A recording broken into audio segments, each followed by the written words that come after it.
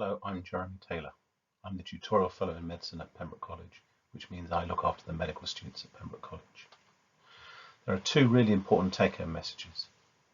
Studying medicine at Oxford, you'll do a 3-year preclinical course and then a 3-year clinical course. That might sound old-fashioned. What we're trying to do is train you to be both a scientist and a clinician, so you're going to be a world leader in medical sciences and research. The second thing we offer at Oxford is colleges, and I'll tell you about how Pembroke provides a wonderful academic community and tutorial teaching by leading medics that will help you during your course. So what are the advantages for medics of the college system? The colleges are small, so we have 4 medical students in each year group out of a total of about 100 students doing other subjects. This means your best friends at university are very unlikely to be other medics, but much more likely to be doing all sorts of exciting other subjects, and that's really healthy. The other thing that the colleges provide is a whole wealth of activities, cultural, sporting, etc. So just an example, these are some of the things that the Pembroke medics in recent years have got up to. The junior common room, i.e. the students, own a fantastic art collection, and Megan here is one of the curators and organisers of that art collection.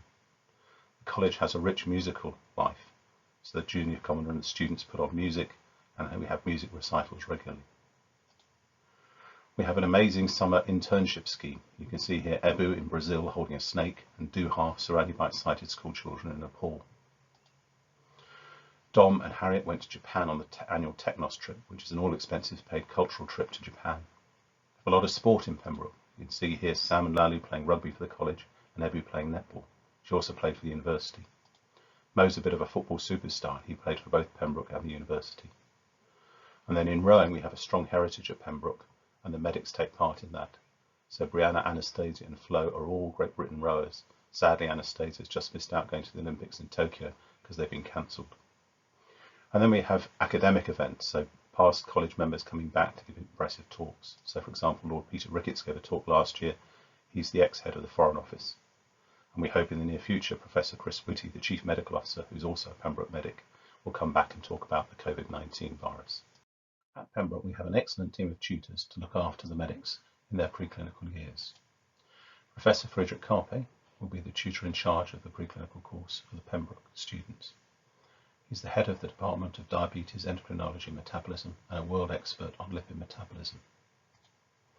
Rob Hatch is an ex-Pembroke medic and an intensive care doctor. He'll be teaching both the first and second years their physiology and pharmacology. Mike Gilder is an expert in anatomy and will be teaching the first years the Organisation of the Body course and the second years their neuroscience course. We have a whole team of people to look after the biochemistry teaching. Lisa Walker, who's the medical tutor at Balliol College, will teach the medical genetics. Andre Ferger, who's the biochemistry tutor at Pembroke College, will teach molecular biology. Anna Duncan, who's a research fellow at Pembroke, will teach structural biochemistry, and Catherine Pinnock, who's a lecturer at Pembroke, will teach metabolism. For the second years, we then have Richard Colling, who's a consultant pathologist, who will be teaching the pathology course. Ned Mitchell, who's again an ex-Pembroke medic and now a consultant psychiatrist, will teach the psychology for medicine course. In your third year, you'll do what we call the final honours course in medical sciences, and that to me is the highlight. You get to do real research in a leading laboratory. Alongside that, you'll have lectures and seminars. You'll have very high-powered tutorials with world experts in their field. But at the end of the research project, your own work might well form part of a publication in a leading international journal. So both Fahad and Kian worked in an MRC unit and their names are on papers in the Journal of Neuroscience. And Mo and Sama worked with Friedrich and Catherine, and again their name last year was on a major international paper.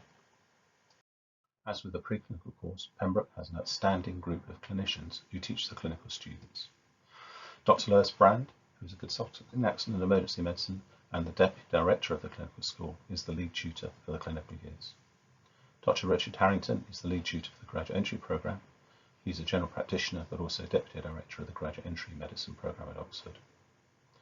On governing body, we're fortunate to have 2 eminent medics as fellows. Professor Kevin Talbot, who's a consultant neurologist and a world expert in motor neuron disease. He's also head of the Department of Clinical Neuroscience in Oxford.